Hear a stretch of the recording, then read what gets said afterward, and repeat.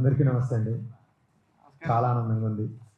చాలా రోజుల తర్వాత మీ అందరిని కలుసుకోవడం. ఎక్కడో చిన్న పల్లెటూరు, ఒక మధ్యతరగతి కుటుంబంలో పుట్టి బంగారు ఆభరణాలు తయారు చేసుకునే నన్ను సినిమాల మీద ఎంతో మక్కువ ఉన్నటువంటి లక్షలాది మందిలో నేను ఒకరిని. అలాంటిది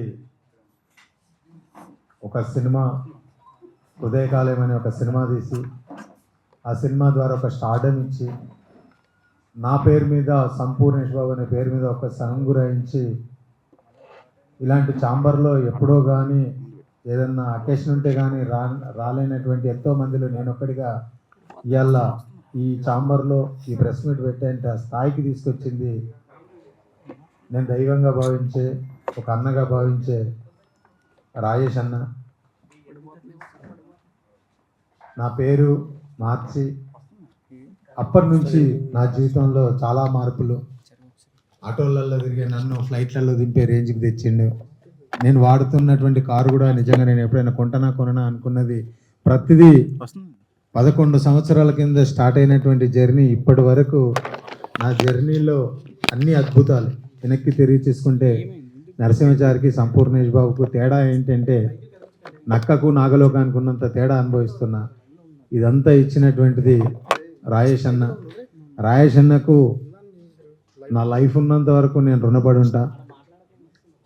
మా ప్రయత్నానికి సపోర్ట్ చేసినటువంటి మొదటి గురువు అంటే మొదటి సపోర్ట్ చేసి మా భుజం తట్టిన వ్యక్తి ఎవరు అని అంటే గురువు గారు రాజమౌళి గారు. సార్ మీకు శిరస్సు వంచి నమస్కరిస్తున్నాను సార్.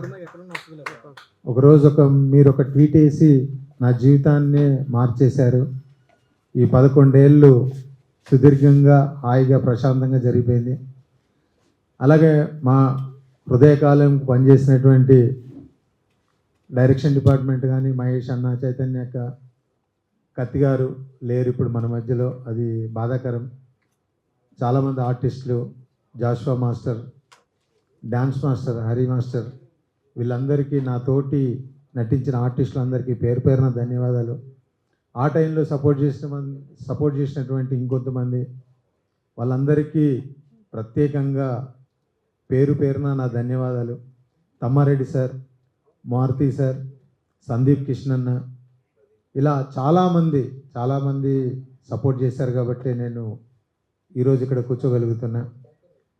చాలా హ్యాపీ అండి. ఒక మట్టిలో మాణిక్యంలాగా నన్ను ఈ స్థాయిలో నిలబెట్టారు. అలాగే ఫస్ట్ నుంచి మాకు సపోర్ట్ చేస్తున్నటువంటి మీడియా వాళ్ళు కూడా ఎప్పటికీ మీ మేలు మర్చిపోలేను. నేను మాత్రం నా పర్సనల్గా మర్చిపోలేను సార్. నా ఫంక్షన్ అయినా ఏ ఫంక్షన్ అయినా ఎక్కడ కనబడ్డా మీ ప్రేమ, అభిమానాలు, ఆప్యాయతలు ఎక్కడ 11 సంవత్సరాలైనా తగ్గలే.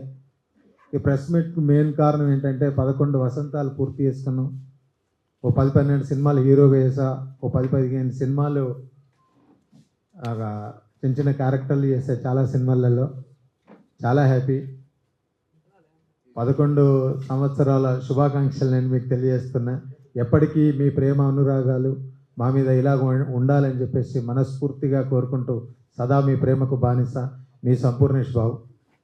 సోదర అనే ఒక సినిమా రిలీజ్కుంది. నేను సంజేష్ నటించినటువంటిది. మోహన్ డైరెక్టర్. ఆ సినిమా ఈ నెల 25వ తారీఖున కూడా మీ ముందుకు వస్తుంది. ఒక చిన్న నటుని ఆశీర్వదించిన మీ అందరూ సోదర మూవీని కూడా ఆదరిస్తారని మనస్ఫూర్తిగా కోరుకుంటూ థ్యాంక్ యూ. ఈ జర్నీలో ఎన్నో అప్ అండ్ డౌన్స్ చూస్తుంటారు. సో చాలా ఇండస్ట్రీ అంటేనే స్ట్రగుల్తో కూడుకున్నటువంటి వ్యవహారం. ఎప్పుడైనా అనిపించిందా బాధగా? అంటే ఎంత సంతోషంగా ఉన్నా దాని వెనకాల ఎన్నో బాధలు ఉంటాయి. ఇప్పుడు మీరు అప్ అండ్ డౌన్స్ అంటారు కదా. అంటే నేను వచ్చిందే ఒక డౌన్ నుంచి. ఎంతసేపు ప్రతి కనపడేదల్లా అప్పులాగా నేను చేసి కానీ డౌన్లాగా ఎంజాయ్ చేయాలి. సంపూర్ణేష్ బాబు అంటే ఒక హీరో, ఒక మంచి కమెడియన్గా చేసింది. సో ఏ చేస్తారా? ఇంకా ఏరే సీరియస్ క్యారెక్టర్ ఏమన్నా వస్తే చేస్తారా? సీరియస్ క్యారెక్టర్లే ట్రై చేస్తున్నా. ఒక మూవీలో కూడా అదే క్యారెక్టర్ చేస్తున్నా. సో కామెడీ అంటే అన్న మామూలు కామెడీ ఎప్పుడు చేయలే. ఆ కామెడీ ఎక్కడి నుంచి వచ్చిందంటే రాయేష్ అన్న రైటింగ్ వల్ల, మనం చెప్పే డైలాగుల వల్ల కామెడీ ఎక్కువ ఎంజాయ్ చేశారు. అలా ఎవరు రాయలేకపోతారు. మిగతా సినిమాల్లో అంత ఎంజాయ్ దొరకట్లేదు వాళ్ళకి. అదే ప్రాబ్లం. ఒకటి తమిళ సినిమా ఒకటి రీమేక్ చేశారు కదా, అది మార్టిన్ లూథర్కి. ఎందుకు అంత అది అసలు అంటే సబ్జెక్ట్ బాగుంది కానీ ఎందుకు క్లిక్ అవ్వలేకపోయింది మన దగ్గర అసలు? అంటే అప్పుడు పెద్ద సినిమాలు ఉండడం వల్లనో లేకపోతే ఏంటో ఆల్రెడీ ఓటీటీలో మండేల సినిమా రిలీజ్ అయ్యింది. అప్పుడు చాలామంది ఎక్కువ థియేటర్కి వెళ్ళే అవకాశం లేకపోవడం వల్ల తమిళ్ వచ్చినా రాకపోయినా మండేల సినిమాని చాలా మన తెలుగు వాళ్ళు కూడా ఓన్ చేసుకున్నారు. దాని తర్వాత మనం చేసాం కదా, అప్పటికే ఎక్కువ మంది చూస్తున్నారండి. అది 11 years అంటే అది అంత ఈజీ పని కాదు, స్ట్రగుల్స్ కూడా చాలా ఉంటాయి కదా. ఇండస్ట్రీ నుంచి మీకు ఎలాంటి సపోర్ట్ బాగా ఉంది ఏంటి అసలు? నాకు సపోర్ట్ అంటే నేను ఎప్పుడు నా వెనకాల నాకు ఏ ప్రాబ్లం వచ్చినా నాకు సపోర్ట్ అంటూ ఉంది అంటే నాకంటూ ఒక బ్యానర్ ఉంది, మా ఓన్ బ్యానర్ అమృత ప్రొడక్షన్. నా వెనకాల గాడ్ లాంటి వ్యక్తి ఎనీ టైం నాకు ఆపద వచ్చినా అంటే నా ఆనందాలు షేర్ చేసుకోకపోవచ్చు కానీ నాకు ఆపద వచ్చి మాత్రం నా వెనక నిలబడే ఒక వ్యక్తి శక్తి ఉన్నాడు, అది రాజేష్ అన్న. మరి అదే వ్యక్తి శక్తితో బేబీ లాంటి ఒక సినిమా వస్తే చేస్తావన్నా? గన్ షాట్ అన్న ఉంది అంటే కొంచెం టైం పట్టుద్ది అని చెప్పండి. మేము మామూలుగా కలిసినప్పుడు అన్న ఏంటి అంటే 100% నీతో చేస్తాను నేను సినిమా, కొంచెం టైం తీసుకుందాం అన్నాడు. అంటే మీ కెరీర్ని మీ జీవితాన్ని మార్చి జనాలకి పరిచయం చేశారు ఒక ట్వీట్ ద్వారా రాజమౌళి గారు. సో ఎవరు హృదయకాలయం అంటే ఒక్కసారిగా సినిమా నుంచి ఒక నటుడిని ఇండస్ట్రీకి పరిచయం చేశారు ఒక ట్వీట్ ద్వారా. సో ఇప్పుడు రాజమౌళి గారిని కలిసినప్పుడు రాజమౌళి గారి నుంచి రియాక్షన్ ఏంటి, ఏమన్నా మాట్లాడారా? గురుగారిని కలిసి కాకపోతే అంత టైం మాట్లాడి ఇదంతా డిస్కస్ చేసేంత టైం ఎప్పుడు దొరకలే. కాకపోతే మాట్లాడా జస్ట్ బ్లెస్సింగ్స్. కలిసినప్పుడు బాగానే మాట్లాడతారు గురుగారు, ఏ సంపు ఎలా ఉన్నావు ఏంటి అని. అసలు ఎవరు కాదనుకుంటారన్నా. ఈ రోజుల్లో నిలబడాలంటే సోషల్ మీడియాలో కూడా చాలా యాక్టివ్గా ఉండాలి. మరి మీకు ఎటువంటి సోషల్ మీడియా యాక్టివ్ అంటే అకౌంట్స్ కానీ ఏమి లేవు, ఎందుకు అసలు ఏంటి? దూరంగా ఉంటారు, అందులో కూడా మీరు హైదరాబాద్లో కూడా ఉంటారు, సిటీకి దూరంగా ఉంటారు, ఇట్లా మరి ఇండస్ట్రీకి మీకు అంటే పెద్దగా నాకు ప్రాబ్లం ఏమి అనిపించదు అన్న. జస్ట్ 2 hours కదా, 100 kilometers. ఫిల్మ్ నగర్ నుంచి ఉప్పల్ పోయే లోపు మా ఇంటికి వెళ్ళిపోతున్నాయి. సోషల్ మీడియా స్టార్ట్ చేస్తాను కొంచెం ఇప్పుడే కొంచెం ఆపా, మళ్ళీ స్టార్ట్ చేస్తాను. అంటే నటుడిగా ప్రేక్షకుల హృదయాల్లో ఎంతవరకు దగ్గరైనా ఆపద వస్తే సంపూర్ణేష్ బాబు కూడా ఈ ఇండస్ట్రీలో హీరోలాగా ముందుకు వచ్చి సాయం చేస్తాడనేది చాలాసార్లు నిరూపించారు. కష్టాల్లో ఉన్న వారిని ఆదుకోవడానికి సంపూర్ణేష్ బాబు కూడా తన వంతు సాయం చేస్తాడని నిరూపించడం జరిగింది. సో ఆ సందర్భంలో ఒక మనిషికి సాటి మనిషికి సాయం చేయడం అనేది సో ఎంతవరకు మీకు తృప్తినిచ్చింది? అంటే ఒక యాక్టర్గా అయిన తర్వాత సాయం చేద్దాం అనుకున్నా, ఇంతకుముందు కూడా ఆ సేవా గుణం ఉండేది అంటే అది కూడా ఉండే అన్న. అంటే బట్ నేను 100 రూపాయలు సంపాదించినప్పుడు ఎవరికైనా 10 రూపాయలు హెల్ప్ చేయొచ్చు, 10 రూపాయలు సంపాదించినప్పుడు రూపాయి హెల్ప్ చేయొచ్చు. ఇవాళ కొంచెం ఎక్కువ సంపాదిస్తున్నాను కాబట్టి అదొక చిన్నప్పటి నుంచి హ్యాపీ. నేను కాదు, నాకంటే ముందు చాలామంది చేస్తారన్న. 11 years ఫుల్ సాటిస్ఫాక్టరీతో ఉన్నారా నటుడిగా? 11 years ఫుల్ సాటిస్ఫై అన్న, అన్ని రకాలుగా సాటిస్ఫై. బిగ్ బాస్లో బయటికి రావడం అనేది మధ్యలో బయటకు వచ్చారు, ఎన్టీఆర్ గారు బాగా సపోర్ట్ చేశారు. అవును. అంటే ఆ రిగ్రెట్ ఫీల్ అవుతున్నారు, అంటే వచ్చేసాను నేను ఉండలేకపోయాను, ఉంటే చివరి వరకు ఉంటే బాగుండేది అని చెప్పేసి ఆ ఫీలింగ్ ఉందా మీకు? అట్లాగే గన్ షాట్ అన్న అంటే నాకు పోయినప్పుడు తెలియదు బిగ్ బాస్ అంటే. అంతకుముందు హిందీలో తమిళ్లో జరిగాయి, నేను ఎప్పుడు చూడలేదు. అది సడన్గా మంచి అవకాశం వచ్చిన తర్వాత వెళ్ళా, అంత బాగానే ఉంది. కాకపోతే నా జీవన స్టైల్కి అందులో ఉన్నది నాకు ఎక్కువ రిచ్నెస్ అయిపోయింది అనమాట. ఎప్పుడో ఎండాకాలంలో కూలర్ వేసుకుని పడుకునే మనము సంటర్లేసి పెట్టి పొద్దుంతుడు అంటే ఏముంటావు, అది మన వల్ల కాదు. కాకపోతే సంపూర్ణేష్ బాబు ఎంత అదృష్టమో, బిగ్ బాస్లో నుంచి నా అంతలు నేను అలా రావడం అనేది అది నా జీవితంలో దురదృష్టంగానే భావిస్తా. ఉంటే మీరు అన్నట్టుగా చాలా బయటకు వచ్చిన తర్వాత చాలామంది చాలా సీరియస్ అయ్యారు. ఏంటి అంటే అంత ఉందని నాకు అంత ఓన్ చేసుకున్నారని తెలియదు, అది చాలా బాధపడ్డాయి. క్యారెక్టర్ ఆర్టిస్ట్గా పెద్ద హీరోల సినిమాలు ఇవన్నీ మీరు ఆశించిన స్థాయిలో నాకు తెలిసి వచ్చి రాలేదు చెప్పాలంటే. మీరు ఆశించారా పెద్ద పెద్ద సినిమాలు చేయాలి, ఇంకా వస్తే బాగుంటుంది అని చెప్పి? ఇది మైండ్లో ఉండేదా, లేకపోతే వచ్చిన అవకాశాలని మనం సద్వినియోగం చేసుకున్నామని ఉంటుందన్న. అంటే ఒక నటుడుగా చాలా సినిమాలలో చాలా క్యారెక్టర్లు చేయాలి, పెద్దవాళ్ళతో చేయాలి అనేది ఉంటుంది. బట్ అన్నీ కుదరాలి, ఆ అవకాశం రావాలి, వాళ్ళు మన గురించి ఒక క్యారెక్టర్ రాసుకోవాలి. అంటే నేను చాలాసార్లు కలిసినప్పుడు వెళ్ళినప్పుడు అడిగితే వాళ్ళు చెప్పేది ఒకటే, నువ్వు హీరో అయ్యా బాబు, నీకంటూ ఒక సపరేట్ ఇమేజ్ తెచ్చుకొని అంటే బట్ నీ క్యారెక్టర్ ఇస్తే బాగుండాలి. ఏదో నేనేమనుకుంటా అంటే సరే ఎక్కడో నిలబెట్టినా సరే నేను చాలా హ్యాపీ సార్ ఒక చిన్న క్యారెక్టర్ అంటే, వాళ్ళు అంటారు వద్దు నాన్న అట్లా వద్దు, నీకు ఇచ్చే టైంకు మంచి క్యారెక్టర్ రాసి మంచి క్యారెక్టర్ ఇస్తామని అలా సాటిస్ఫై చేస్తున్నాను. సోషల్ మీడియా వచ్చిన కొత్తల్లో చాలా పాపులారిటీ వచ్చింది మీకే. మిమ్మల్ని ఇన్స్పైర్ చేసుకుని చాలామంది రకరకాలుగా ప్రయత్నాలు చేశారు, సక్సెస్ అయ్యారు, కొంతమంది ఫెయిల్యూర్ అయ్యారు. బట్ ఏంటి ఈ జర్నీ చూసుకుంటే కనుక సోషల్ మీడియా వల్ల ఏంటిది దీన్ని ఎలా ఉపయోగించుకోవచ్చు అంటే మీరు ఏమంటారు? సోషల్ మీడియా ఇప్పుడు అంటే మేము హృదయకాలం తీసినప్పుడు సోషల్ మీడియాను బాగా వాడుకున్నది మేమే. ఇప్పుడు అంటే నెట్ ఫ్రీ, చాలా అంటే తక్కువ డబ్బులకు నెట్ వస్తుంది, కానీ అప్పుడు వాడేది చాలా కాస్ట్లీ నెట్. దాన్ని బాగా అంటే ఈ సోషల్ నెట్వర్క్ మీడియా గురించి రాయేషన్ననే బాగా ఎక్స్పర్ట్ దాంట్లో. ఇప్పుడు మీరు చూడండి, హృదయకాలం ఏ రేంజ్లో పబ్లిసిటీ చేసినా ప్రతి సినిమా అంత బాగా పబ్లిసిటీ చేస్తాడు. అసలు ఇప్పటికైనా సార్ వాడుకున్న వాళ్ళకి అంత వాడుకోవచ్చు. కాకపోతే ఇంకా పక్కదారి పట్టి డిస్టర్బెన్స్ అవుతూ వాళ్ళ కెరియర్ని వాళ్ళు అంటే మామూలు వాళ్ళు కూడా ఇబ్బంది పెడుతున్నారు అంతే. అది మంచి ప్లాట్ఫామ్. ఇంతకుముందు ఈ సెల్ ఫోన్ రాకముందు, ఈ నెట్ రాకముందు ఎంత టాలెంట్ ఉన్నా మనం చేయించుకోవడానికి అవకాశం లేకుండే. ఇలా మినిమం ఒక చిన్న ఏమాత్రం కొంచెం టాలెంట్ ఉన్నా, ఏది ఉన్నా ఒక వీడియో తీసి బయటికి వెళ్తే ఇవాళ ఆ టాలెంట్ ఉన్న వాళ్ళు బాగా పాపులర్ అయ్యి ఎంత వైరల్ అవుతుందో అందరికీ తెలిసిన విషయం. బట్ అంటే మనం ఎలా వాడుకుంటే అలా యూజ్ అయ్యేటువంటి ఒక గన్ సోషల్ నెట్వర్క్ మీడియా. మీరు వచ్చిన కొత్తలో బాగా క్రేజ్ ఉన్న టైంలో బెట్టింగ్ యాప్స్ అడిగితే చేశారా, లేదంటే తిరస్కరించారా? అంటే ఏదో ఒకసారి అడిగారన్న నన్ను, ఇది ఉంటుంది అంటే నాకు అసలు అది ఏంటో అర్థం కాదు. వాళ్ళు చెప్పాను, నాకు ఇదేంటో అర్థం కావట్లేదండి, ఒక 2-3 డేస్ టైం వేయండి, ఆలోచించి చెప్తాను. అది చెప్పిన తర్వాత ఎవరో నా ఫ్రెండ్స్ అడిగితే ఎందుకులే అన్నా కదా, ఎందుకు అన్నారు. అందరితోటి వాళ్ళు మళ్ళీ నాకు అప్రోచ్ అవ్వలేదు. అసలు ఏంటనేది నాకు ఫస్ట్ వాళ్ళు అడిగారు, ఏంటి సార్ సోషల్ నెట్వర్క్ మీడియాలో మీరు ఇంత వాడుతుంటే చేస్తారు, వీటి గురించి తెలియకపోవడం ఏందన్నారు. అసలు తెలియకపోనా అని నాకు తెలియదని చెప్పడమే నేను అక్కడి నుంచి సేఫ్గా బయటపడ్డా అనుకుంటా. అందుకే తొందరగా రియాక్ట్ అయ్యారు. సంపూర్ణేష్ గారు, యాక్చువల్లీ లైక్ మీ హృదయకాలం మూవీలో మీకు ఫస్ట్ టైం మీ చేత డ్యాన్స్ చేయించారు. అంటే అంతకుముందు ఎప్పుడైనా మీరు డ్యాన్స్ చేయటం అదంతా ట్రై చేసి ఉంటారు. సో మీ చేత డ్యాన్స్ చేయించడం కానీ అండ్ ఇలా ఒక డిఫరెంట్ కాన్సెప్ట్ అంటే డిఫరెంట్ టైటిల్ని ఇచ్చి ఇదంతా చేసినప్పుడు so what was your experience in that time? నాకు డాన్స్ రాదు మేడం. ఎప్పుడో అంటే ఎక్కడనో భరతుల్లో గిరతుల్లో డ్యాన్స్ వేయడం తప్పగానే అంత పర్ఫెక్ట్ అయ్యే డ్యాన్స్ కాదు. కాకపోతే హృదయకాలం తీస్తున్నప్పుడు ఒక సినిమాలో ఒక అవకాశం వస్తే చాలు అని వెయిట్ చేస్తున్న టైంలో మిమ్మల్ని హీరోగా పెట్టి సినిమా చేస్తానండి అన్నప్పుడు అసలేం అర్థం కాలేదు నాకు. నేనేమనుకున్నా అంటే పోనీలే మనకు అప్పటికి ఏదైనా డైలాగులు ఆడియో షూట్ చేద్దాం, వీడియో షూట్ చేద్దాం అంటే చాలా ఖర్చుతో కూడుకున్న పని, అది మన స్థాయి కాదు.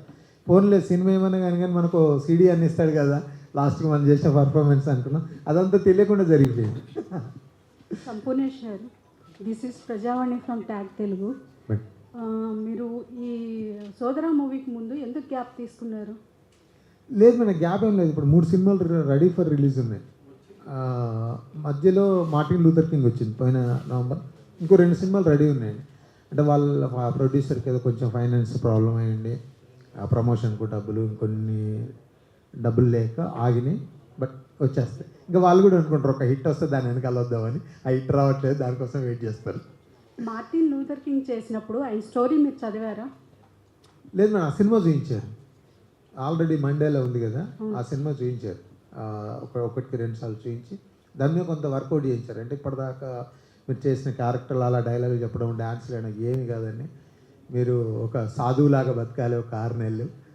అంటే మీ డ్రెస్సింగ్ అంతా మీరు ఒక మైండ్లో ఉండండి సార్ అని మహాగారు పూజ గారు చెప్పి ఒక 6 మంత్ అలాగే ఉన్నాం. అంటే ఆయన లైఫ్ స్టోరీయా లేకపోతే అలా ఆ క్యారెక్టర్ చేశారా? Mind okay. ఓటు గురించి మేడం, లైఫ్ స్టైల్ కదా. ఒకసారి మీరు ఆ బుక్ చదవండి, చాలా బాగుంటుంది మార్టిన్ లూథర్ కింగ్. అండ్ అవునవునవును మేడం.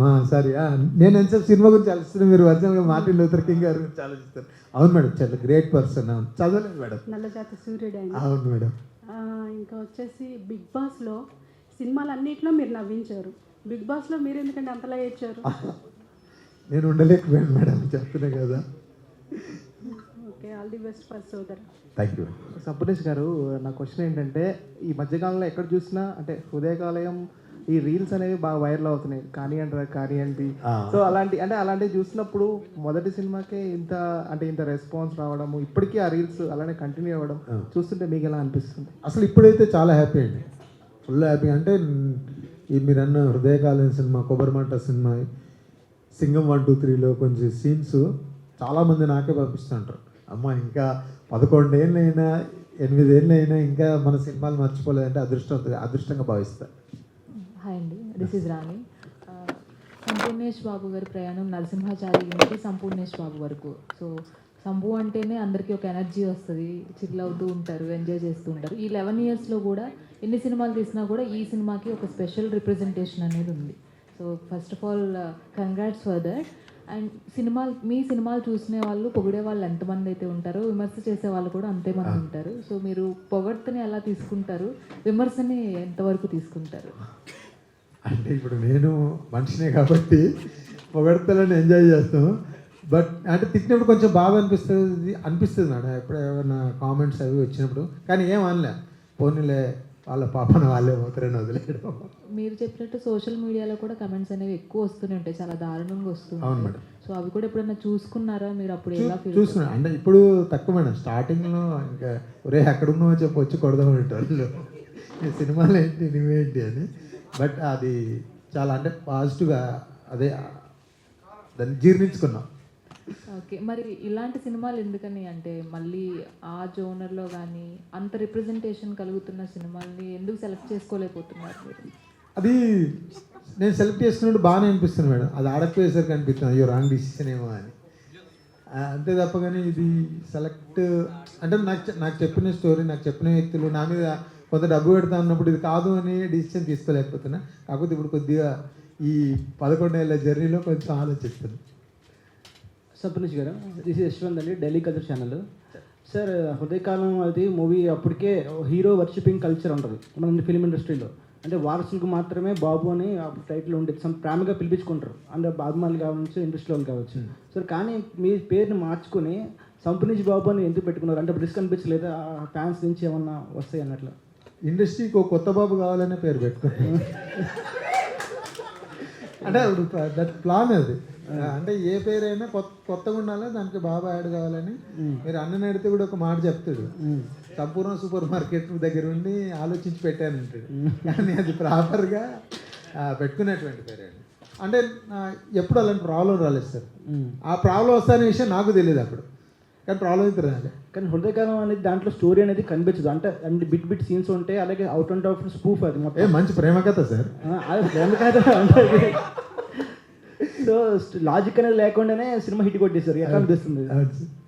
నేను చెప్తున్నా కదా సార్, ఆ టైంలో మనకు తెలియదు, చేసాము. కానీ ఇప్పుడు నా హృదయకాన్ని నేను చూసుకుంటే అంటే సారీ అలా అనిపిస్తుంది. ఏంటి నేను చాలాసార్లు చూసుకుంటాను ఆ సినిమా గురించి.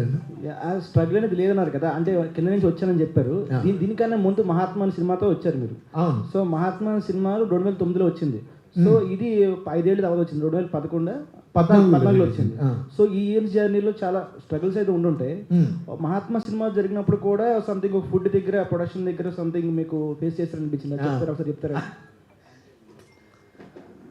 అంటే నా మామూలుగా అక్కడ జస్ట్ జూనియర్ ఆర్టిస్ట్కి వెళ్ళేదాన్ని. ఏదో వడ తింటున్నప్పుడు ఇంకొకటి ఏంటి అని అడిగా, నాకు వడ ఇష్టం అని. ఇంకోటి ఏంటంటే నన్ను ఒక అతను తీసుకొచ్చింది, మా సిద్దిపేట నుంచి చాలా ఒక 10 మంది సెలెక్ట్ అని తీసుకొచ్చారు. ఆయన పిచ్చా నీకు, అక్కడ ఒక లెక్క ఉంటుంది, 100 మంది అంటే 101, 102, 105 ఎత్తాడు, నువ్వు 2 తిన్న తర్వాత ఇంకోటి తక్కువ పడితే అట్లు గొడవ పెడతాడు అన్నాడు. అప్పుడు అనుకున్నా అమ్మో ఇంత ఉంటుందా అని. దాని తర్వాత చాలా రోజులు వడ మానేశాను సార్.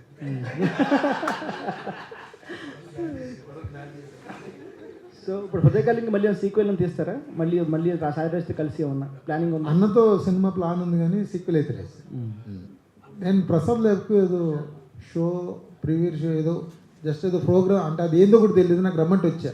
అప్పుడు నాకు ఉపేంద్ర గారి స్టైల్లో ఉండేటోని నేను, ఆ జుట్టు అప్పుడు జీన్స్ అన్ని చింపుకొని, ఇప్పుడు టాన్ జీన్స్ వచ్చాము, చింపుకుంటేనే జీన్స్ అలాంటి వేసుకొని వచ్చేప్పుడు ఒక రవీంద్ర తేజస్వి అని రాయేష్ అన్న ఫ్రెండ్ ఉంటాడు, ఆయన పరిచయం చేసిండు, ఇట్లా చారి అని ఆర్టిస్ట్గా ట్రై చేస్తుండు రాజేష్, ఒకసారి అతని ఫోటోలు చూడు అంటే ఒక 20 అప్పుడు బ్యాగులో ఫోటో ఆఫీసులలో ఫోటోలు ఇచ్చేటే బ్యాగులో 20 ఫోటోలు పట్టుకుని వచ్చా.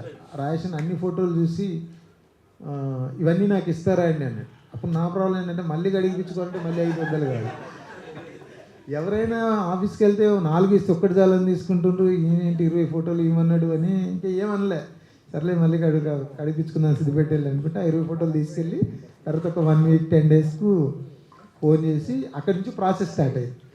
అంటే సక్సెస్ లేనప్పుడు మన దగ్గర పంచపక్ష ప్రమాణాలు లేనప్పుడు వాటి కోసం ఎదురు చూస్తాం. అవన్నీ వచ్చిన తర్వాత అది అయిపోగానే మళ్ళీ రేపు పొద్దునకి కావాలనిపిస్తుంది. అవి లేనప్పుడు ఎంత బాధ ఉంటుంది, దానికి సంబంధించి మీరు పడాల్సిన కష్టం ఏంటి అని అడుగుతున్నాను నేను. మళ్ళీ అడగమంటే నేను అడగను. ఇంకా వడలేనప్పుడు ఉపవాసం అది నిలబెట్టుకోవడానికన్నా నేను చేస్తుంది ఎక్కువ తక్కువ తెలియదు కానీ నా ప్రయత్నంలో అయితే నేను ఉన్నాను. ఎంతోమంది హీరోలకి నీ పేరు పెట్టుకొని సెటైర్ వేసావు, అంటే మీ పేర్లలో బాబులు ఉండొద్దు అని. కరెక్ట్, అది మీరు ఒప్పుకున్నా ఒప్పుకోకపోయినా అది కరెక్ట్. అక్కడి నుంచి వచ్చినారు, ఇప్పుడు ఇంకా దానిలోంచి ఆ స్టాండ్లో నుంచి ఎందుకు కష్టపడలేకపోతున్నారు? అంటే ఏమీ లేని రోజుల్లోనే అంత సంచలనం సృష్టించిన మీరు ఇప్పుడు ఎందుకు చాలా ఈజీ, ఇప్పుడు అంతకు ముందు కంటే కంపేర్ చేసుకుంటే మీరే చెప్తున్నారు ఒక రీల్ చేసి కూడా వాడు కొంచెం ఫేమస్ అయిపోతాడు. అంత ఫేమ్ వచ్చి దాన్ని ఎందుకు నిలబెట్టుకోలేకపోయారు అనేది నా పాయింట్.